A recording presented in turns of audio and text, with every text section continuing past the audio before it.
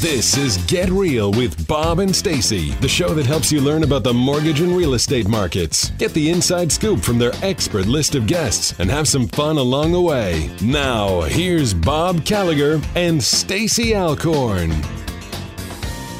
Welcome back. You're listening to Get Real with Bob and Stacy, and you're joining us for our Leaders and Legends segment. Our guest for this segment is Christine Whitmarsh, biographer to the Movers, Shakers, and Stars. Welcome to the show, Christine. Thank you. Good to be here. So I want to give everybody a little bit of background on Christine. She helps authors, speakers, and personalities share their stories, communicate their messages, and build thought leadership platforms through their books. As a ghostwriter since 2001, Christine has worked with major publishing houses, including Simon & Schuster, Penguin Group USA, and Morgan James Publishing. Christine is also the #1 Amazon best-selling author of the content marketing book, Personal Paparazzi, Your Brand Story Told Your Way. Her creative agency of professional writers and strategists has served clients worldwide since 2003.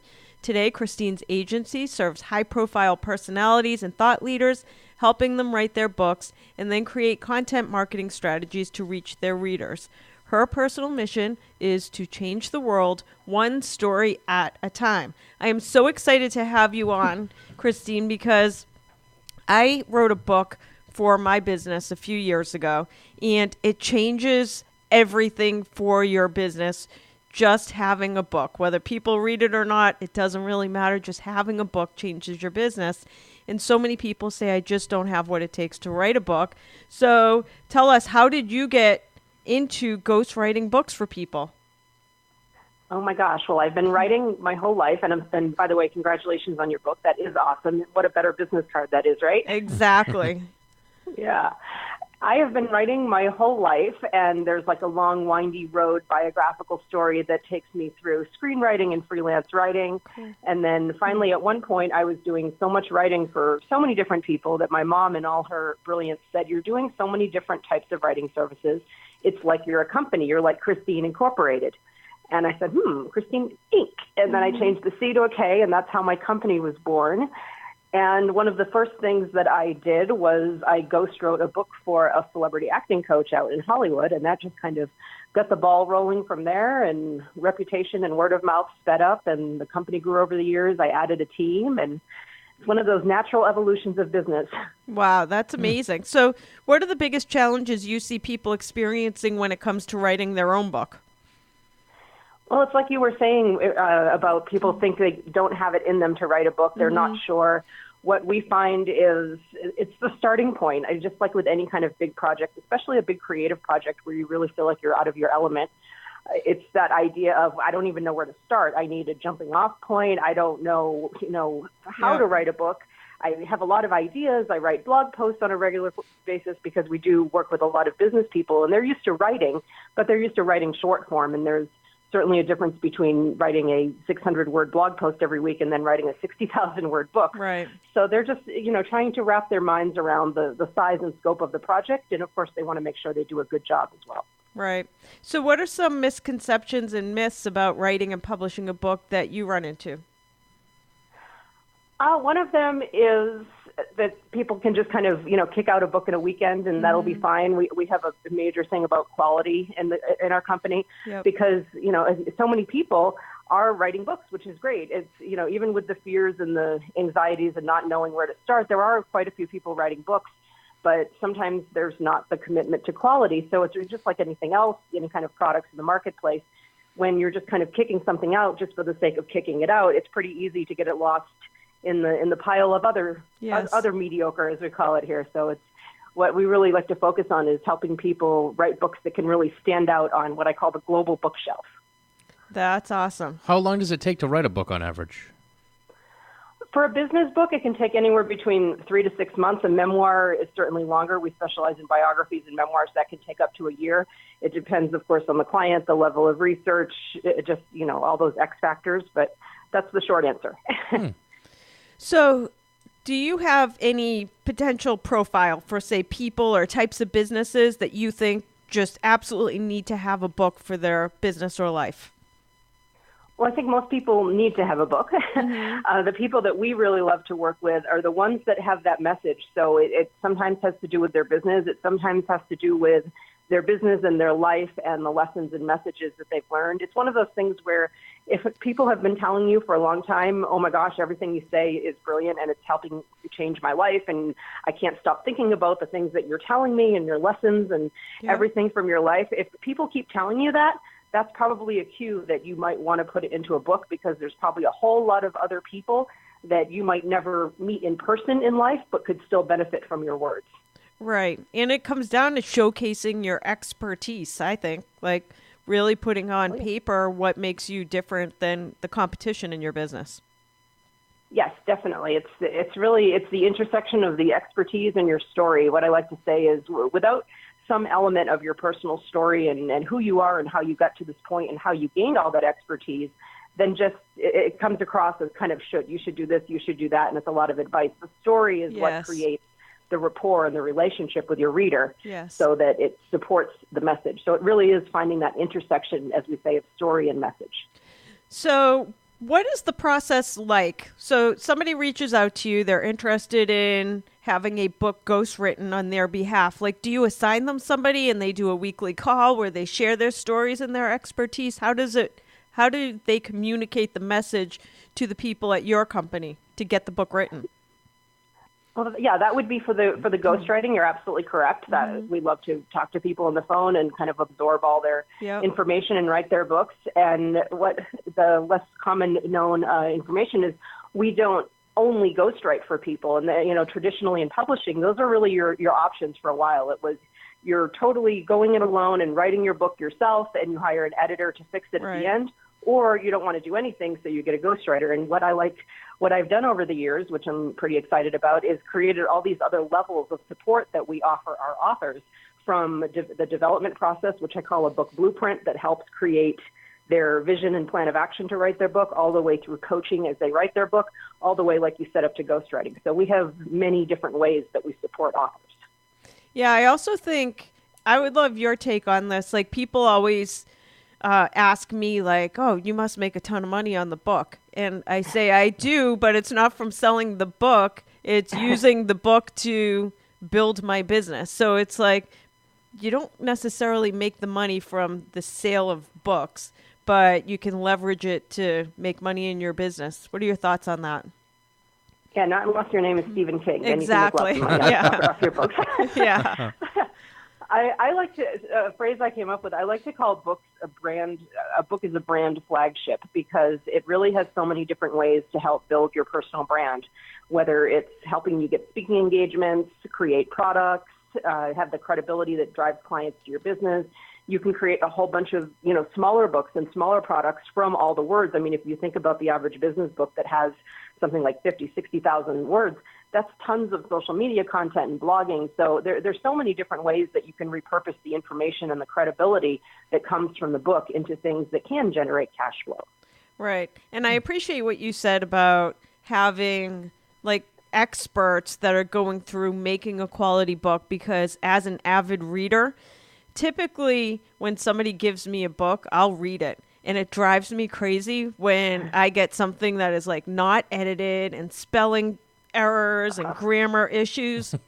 And there's a lot of it these days because anybody can publish their own book. So it's hard to weed through the good stuff. So I could see the value of hiring a team that makes sure that quality is being produced. Absolutely. And even beyond, the blatant things like, typos and spelling. I mean, everybody get a good editor, Yes. There's even the standpoint of just having a book that flows nicely. You know what I mean? Like those books that you can't put down because there's such an organized flow of ideas and thoughts, and it's entertaining and it's educational, and you just kind of drift from page to page, and all of a sudden it's the end of the book. There's a whole art form to writing a book that flows that nicely. So even beyond the blatant things like errors and typos and spelling things, there's the idea of just really writing a well-crafted book. Wow, that's cool. I'm just curious for you personally, because you enjoy writing. Are you an avid reader as well? Oh, yes. So you read everything. And I have the same experience as you. I mean, whenever you get a book, especially if it's recommended by someone, Yes. you want every book that you get. It's very exciting to get a brand new hardcover and you open it for the first time. And I want every book to be awesome. I want every book to have me, 10 pages at the end getting really sad going, oh no, the book's about to end. I want that experience with every book I pick up. So I take it personally, I guess, when I get one of those books that's not like that. I'm just like, oh, come on, I wanted you to be good. Yes, totally get it. So what's the secret to starting a book on the right foot for anybody listening today? Well, our secret is something that I mentioned before, our book blueprint. And this is something that I created just from the standpoint of answering the question that people ask is how do I get started? And there's development that's involved in writing a good book. There's figuring out, why are you writing it? Who are you writing it for? How is the architecture of the book going to be set up? How are you bringing your readers on a journey from point A to point B? How is each chapter set up? And if you put that thought and that work in at the beginning of the book, the quality for the rest of the whole journey certainly goes up. Wow, that's amazing. Yeah. And you had mentioned before we started the show that you'd be willing to offer a free copy of your book blueprint guide to anybody that just emails you. What is your email address? Yes, it's Christine, CHRISTINE, at Christine-Inc, INK, like you write with, .com. Okay.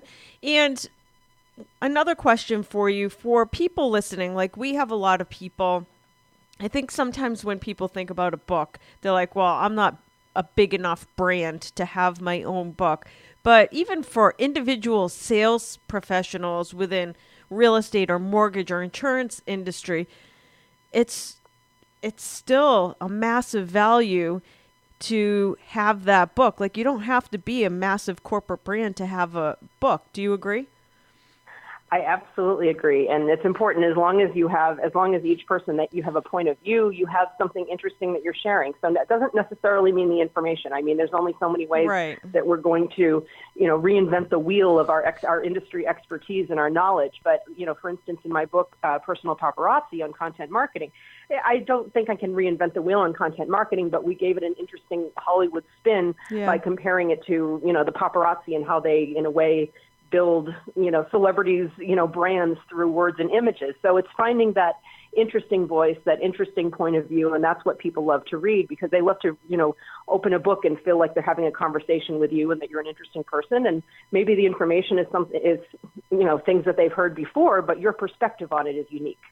So for anybody listening, I noticed that you've been published through some major publishing houses, Simon & Schuster, Penguin Group, etc. Those are my clients. Yep. So that's me as a ghost. Okay. So for a listener, though, you don't necessarily need to get published by a massive publishing house in order to have a book that you use to leverage your business successfully. Correct? Absolutely correct. And I was actually reading some research yesterday that there's been a huge surge in independent publishers, especially this year, and also bookstores. People, they're surprised when I let them know that there's a huge resurgence of bookstores right now. Evidence of that is the fact that Amazon is now opening physical brick and mortar bookstores because they want to stay in competition. I mean, so print books, and here's another stat that might blow your mind, millennials. Mm-hmm. The tech millennials with all their technology and, being online all the time, they prefer print books to any other form of books. They prefer print books over ebooks. So there's something to be said about the traditional publishing, but certainly the independent book labels are doing really well right now. I do too. I need to have an actual book. I can't have I can't read a book on my iPad. I've never been able to. I tried once and I don't like it. I much prefer actually holding the book. Same here. The first time my book died, I just went, okay, books are not supposed to die. Yes. What is going on? I have to plug in my book. Okay, no, I'm done. That's so funny. Yeah, I definitely need paper. And what's interesting, having published my own book, just a self-published book that I did a couple of years ago, what I've come to learn is, even the local bookstores, I did a book signing at Barnes & Noble. So I went there to my local Barnes & Noble right after I released it. And I sold a ton of books. They helped me promote it, and they did it. So it's not it's not at every Barnes & Noble across the country, but the local bookstores, including the big chains, will help you locally to support and sell your book. That's awesome. I had no idea. It is. And what I did for my very, very, very, very, very, very first book a very long time ago is I took a different take. Well, I did the independent bookstores, but I also went to coffee shops because, people definitely associate coffee with books. So I went around to all the local coffee shops in town and set up book signings with them. And that was kind of a unique take on it since people associate those things anyway. Huh. That's awesome. That's cool. I don't drink coffee, but I would still go there to read a book. But, Bob, you're going to have to talk to them because you've been talking about your book for like 5 years. You've been talking about me writing a book for 5 years. Yeah, and I've still yet to see chapter 1. Yeah. So I did actually tell you I was going to have chapter 1 like a year ago, and I'm a little behind. So there's a good chance you have a customer here, Christine. Yeah. Well, you know what? He'll have to read the book blueprint guide to get himself started there. That's what I need. I can't wait to download it as soon as we're done today. I'm really looking forward to reading that. Okay, so any last words of advice? We only have about a minute or so left. Any last words of advice for somebody that's listening in? They're a salesperson in a business, and they're not even sure if they should go out and try to start a book. Do you do consultations for people to help them decide if they even should go that route?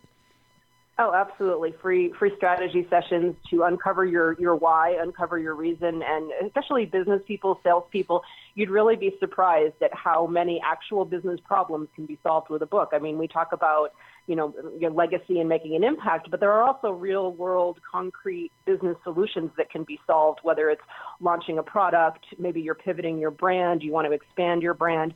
There's lots of things where a book can explain your side of the story, give you the credibility, and really help cement your place in the marketplace more than just, sound bites and press releases. That's awesome. What is the best place, or where is the best place for people to find you to learn more about your company? Well, let's go with Christine-Inc.com, I-N-K, and by the time your listeners are listening to this, everything with me is reading. It will be a new brand name, but they can still find me at Christine-Inc.com. All right, awesome. Thank you so much. This is Christine Whitmarsh, ghostwriter to authored speakers and personalities from around the world. Thank you for joining us today. Thanks, Christine. Thank you. We're going to take a quick commercial break. We'll be back with more Get Real after this.